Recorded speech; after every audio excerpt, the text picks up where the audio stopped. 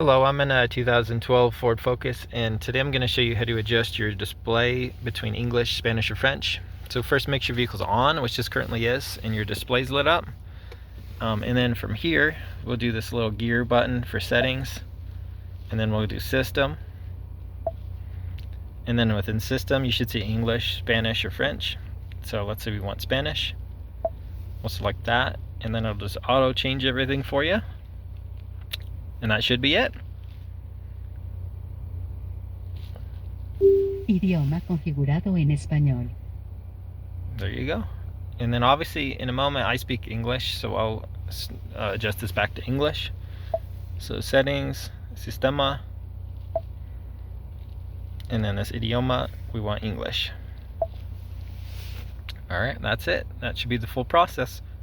I hope this was helpful and hope you have a wonderful day.